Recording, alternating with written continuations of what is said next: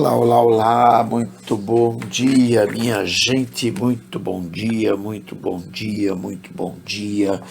É sempre maravilhoso estar aqui com vocês, falar com vocês as maravilhas desse Deus maravilhoso, desse Deus querido, bendito e misericordioso, o Deus de Abraão, de Isaque e de Jacó, o Deus que é o mesmo desde sempre.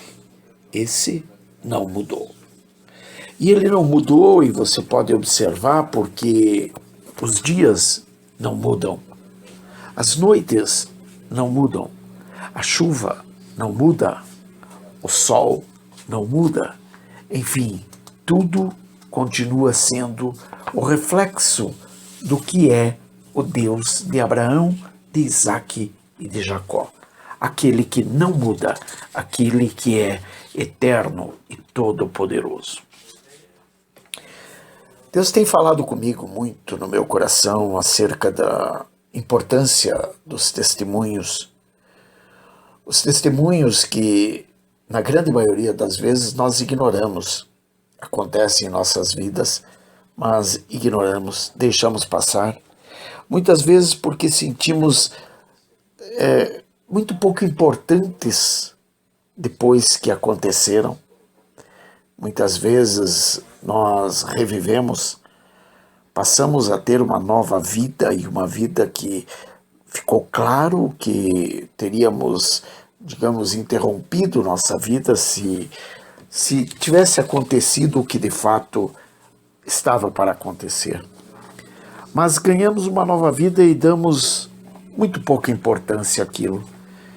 E por darmos muito pouca importância, não percebemos o quanto teríamos que ter registrado aquele testemunho, ter deixado registrado para que outros irmãos pudessem viver em função daquilo, vendo que aquilo, sim, é obra do nosso Deus maravilhoso. E eu tenho visto isso e muitas vezes tenho falado. Muitas pessoas não têm entendido que o livro de Atos, por exemplo, ele não foi terminado, ele não está terminado, ou seja, ele continua sendo escrito por nós. E como que ele pode ser escrito por nós, os cristãos de hoje? Exatamente por isso, pelo registro daquilo que está acontecendo em nossas vidas. E nós temos visto isso, maravilhosos testemunhos que muitas vezes são apagados, ficam apagados. Eu queria aqui apenas registrar um testemunho que a cada momento que eu ouço, não importa quando eu ouça, eu sempre me sinto muito tocado por ele. Trata-se do testemunho de um cantor aqui de Curitiba, o cantor Júnior, aquele que gravou aquela música Soldado Ferido. Uma certa ocasião, há muito tempo atrás, ele estava dando uma entrevista na Rádio Manumbi, aqui em Curitiba, para o pastor Matheus Jensen. Era um pastor muito importante na época, foi bastante importante, deixou registrado as suas pegadas na trajetória cristã, no ambiente evangélico de Curitiba. E o pastor Júnior provavelmente foi lá dar uma entrevista por causa da música Soldado Ferido, que fazia muito sucesso. E eu não tenho certeza, porque eu realmente não ouvi o testemunho pela Rádio Marumbi, mas eu vi esse testemunho na internet depois de bastante tempo e através de, não lembro bem como chegou ao meu conhecimento, mas ouvi esse testemunho várias vezes. E cada vez que eu ouço, eu choro. Nesse testemunho, ele conta-nos a história de sua filha que esteve morta no hospital do Cajuru e que ele, lá chegando, ele teve uma conversa com Deus e Deus restaurou a vida de sua filha. Porque Deus não é homem para que minta, e nem filho do homem para que esqueça. E ele nos faz ver isso com muita força. Eu gosto bastante desse testemunho, especialmente porque não conheço o Júnior, nunca ouvi, nunca, a não ser por internet. Mas é claro que o testemunho dele é muito importante. E esse testemunho que eu quero deixar registrado e aproveitar esse brilhante testemunho para que a gente possa levar a nossos irmãos a necessidade de também trazer os seus testemunhos. Não importa o que você pensa acerca daquilo que ficou registrado na tua vida. Importa sim que você traga o conhecimento de outros. Mas mais importante do que tudo é que você não faça desse testemunho o símbolo da tua vida, ou seja, aquilo pelo qual você vai ser lembrado sempre. Não, mas sim que Deus seja sempre lembrado, porque Deus é que está sendo entronizado pelo teu testemunho. E é isso que eu gostaria de deixar registrado, para que nós vejamos o valor do testemunho e procuremos nos anular cada vez mais nesses testemunhos que damos, porque nós vemos muitos testemunhos que são anulados justamente pelo tamanho da grandeza daquele que testemunha. E nós precisamos mostrar o tamanho da grandeza daquele que produziu o milagre, o Deus de Abraão, de Isaque e de Jacó, em nome de Jesus Cristo. Esse é o que deve ser entronizado. Eu vejo muitos testemunhos que, literalmente, como nós mesmos dizemos, não passam de testemunhos, né? Porque apenas engrandecem aquele que conta o testemunho. E nós precisamos contar os nossos testemunhos, engrandecendo ao nosso querido e amado Deus. Nós precisamos mostrar que Ele sim é quem nos guia, Ele sim é quem nos conduz por seu infinito amor. É a sua mão que nos conduz, aquela mesma mão que foi ferida por nós ali naquela cruz, naquele madeiro. Ele sempre nos guia, Ele sempre nos conduz, Ele sempre guia nossos passos, porque Ele é nosso Senhor e o nosso Salvador. Foi Ele quem nos resgatou naquela cruz do Calvário.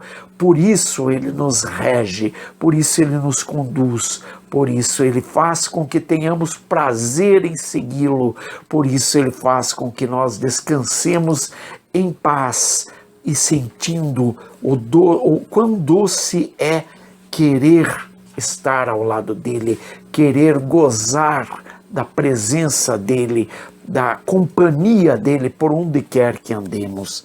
Esse é o nosso Deus, esse é o Deus de Abraão, esse é o Deus que nos faz perder o medo, esse é o Deus que nos tira o medo, que nos enche de amor, do seu amor, e que faz com que nós sintamos bem junto a nós a sua mão.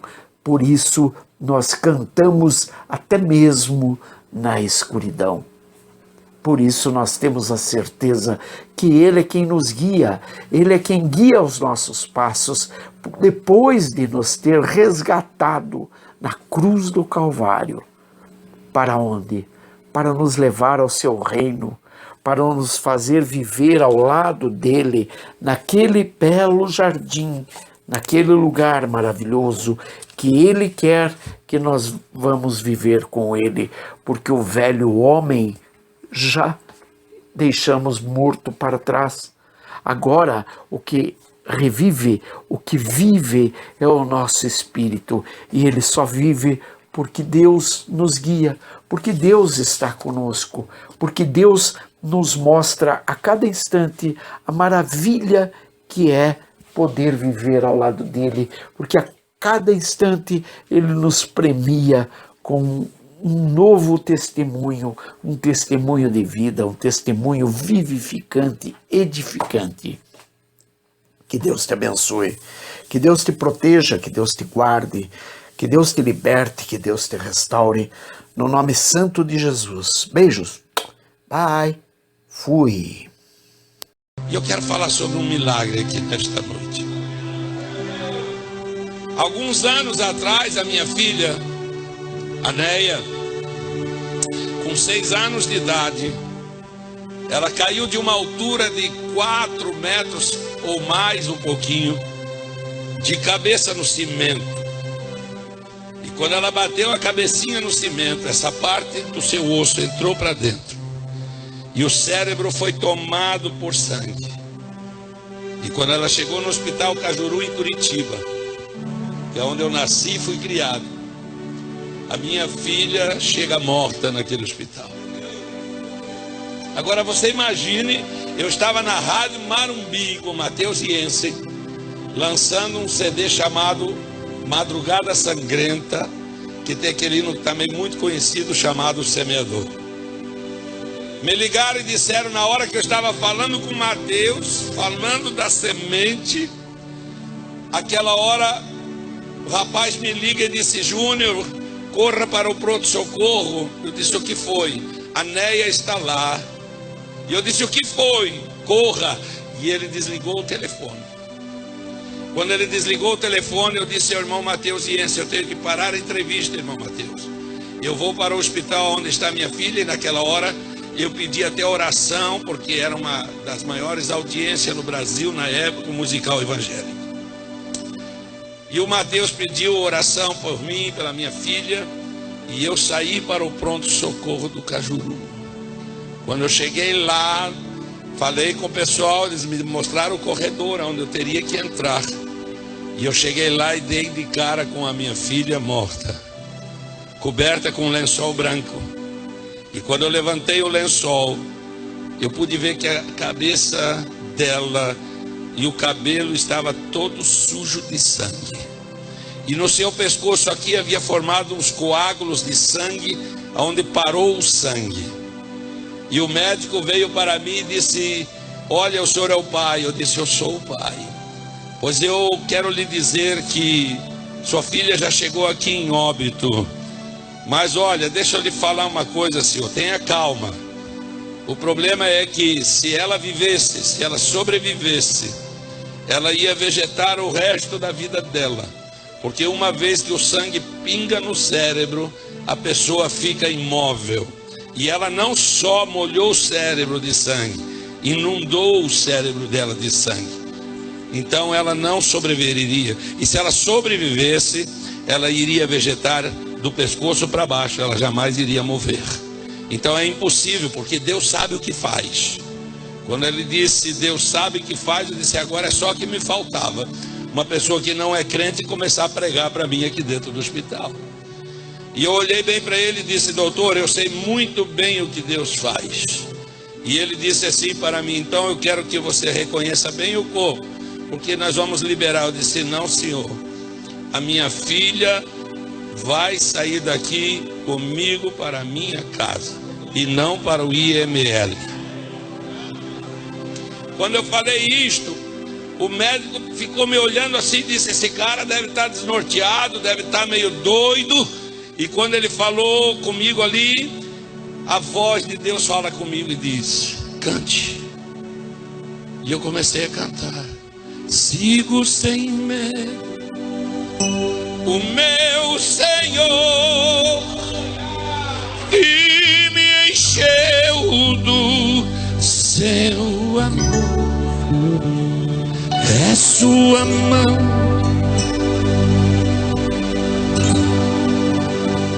posso cantar na escuridão. A hora que eu estou cantando, vem uma pessoa correndo. Era o segurança do hospital. E ele bateu em mim e disse, moço, você não pode cantar aqui. Você é doido? Você está dentro do hospital. E eu larguei a voz, porque a minha voz é tenor. Então dentro daquele hospital começou a dar eco lá dentro, porque eu abri a voz com vontade mesmo. Quando ele disse, se você continuar a cantar, eu vou te tirar daqui. Eu dei 2 passos para trás e disse para ele, não toque mais em mim. Porque se você tocar em mim, você vai morrer aqui. Ele disse: você vai me matar? Quando ele disse isso, uma enfermeira que estava naquele bolo ali começou a dançar. E quando ela começa a dançar, eu digo: essa é crente. E ela já deu uma rajada de língua estranha, botou o dedo na cara do segurança e disse: não toca, porque se você tocar, certamente morrerá.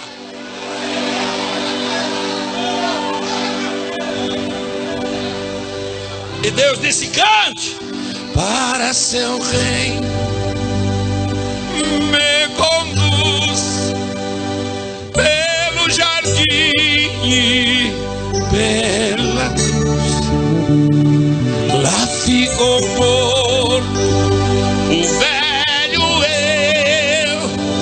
eu, lá meu espírito reviver. O segurança já sumiu todo mundo, só ficou o médico e as enfermeiras e a irmã do reteté, que era enfermeira. Eu disse: Deus, tu me deste e o Senhor levou para si. E naquela hora eu disse: meu Deus, eu quero ela de volta. Quando eu disse isso, o Espírito de Deus falou comigo e disse: meu filho, entre no trono da graça pela palavra. E eu comecei a chorar e disse: meu Deus, como é que faz isso? Como que entra no trono da graça pela palavra? Me ensina, Jesus. Eu não sei orar. E naquela hora, o Senhor me traz no meu pensamento, no meu coração, uma profecia que uma irmã da igreja havia colocado a mão sobre a cabeça dela e havia dito acerca dela no futuro. E aí eu entendi, mas na mesma hora que Deus faz eu lembrar da profecia, também vem a palavra no meu coração para falar com Deus. E eu comecei a falar com Deus assim: Senhor, no meio do corredor daquele hospital, olhando para a maca onde estava a minha filha, eu disse: Senhor, tu não é homem para que mintas, e nem filho do homem para que se arrependa. A tua palavra também diz que uma vez decretada a sentença de um rei, ela é irrevogável. Mas a tua palavra também diz que tu és rei dos reis e senhor dos senhores. E então, meu Deus, a tua palavra não se cumpriu. Por isso eu quero a minha filha de volta. Quando eu falei aquilo, tinha uma parede. A parede do hospital era como esse amarelo aí. Uma parede assim. De repente tem uma porta naquela parede e ela se abre. E entra aquele médico ali. E eu estou numa distância como daqui na caixa de retorno da maca onde está deitada a minha filha. No meio dos médicos e no meio daqueles enfermeiras. E ele entra sorrindo para mim. Vai na maca e tira aquele lençol de cima da minha filha. E eu olhei para ele e vi que ele tinha cabelos brancos. Tinha roupa branca de médico, mas não tinha crachá. E eu olhei para ele, parecia que tinha uns 70 anos, mas não tinha 70 anos, porque não havia uma ruga sequer nele. E eu comecei a falar no meu pensamento. Naquele momento eu esqueci que a minha filha estava ali morta. E eu comecei a olhar para ele e disse: que homem lindo, como esse homem é lindo. E ele sorriu para mim e disse: tu crê que o Senhor teu Deus pode ressuscitar a tua filha?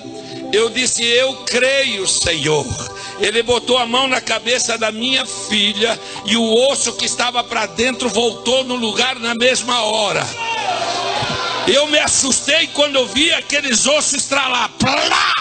Voltou para o lugar. E ele olhou sorrindo para mim e disse: homem, seja feito conforme a tua fé.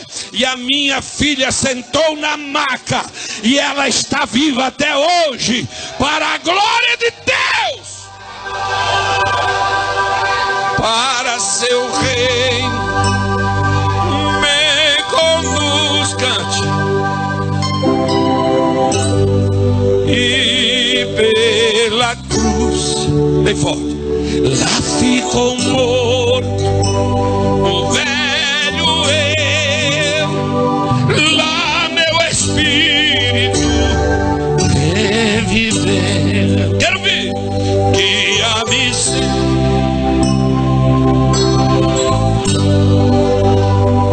que a meus passos tu me comprastes,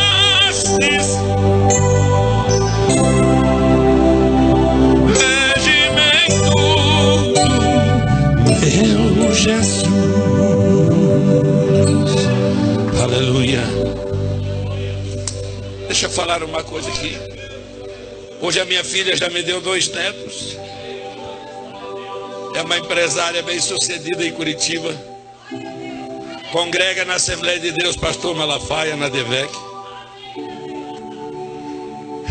Dizimista. Uma filha muito querida. De vez em quando ela me manda um zapzinho assim: meu pai, eu tenho orgulho de ser a tua filha. Aleluia. E eu de vez em quando eu digo para ela: minha filha, lembra-te, não era para você estar mais aqui.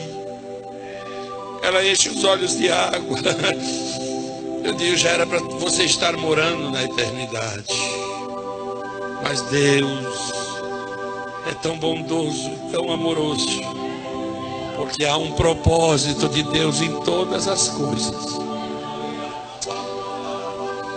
Sabe por que muita gente não alcança o milagre de Deus? Pastor, eu vou falar, pode aqui pode falar? Sabe por que tem muita gente, pastor, que não alcança mais milagre? Porque é mais seco do que tapioca. Não crê em milagres.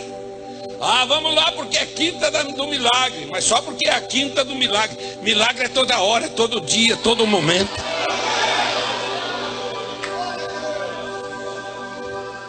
Eu conheço obreiros lá em Sorocaba, pastor, por ser grande, a gente conhece quase todo mundo. Tem obreiro que não crê nem no arrebatamento. Tem obreiro que não crê nem em milagre de Deus. E quer ser pastor de igreja.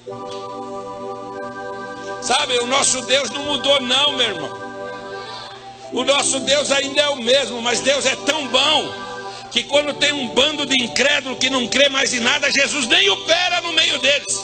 É por isso que tem muita igreja aí que está fria espiritual, porque não crê nos sinais de Deus.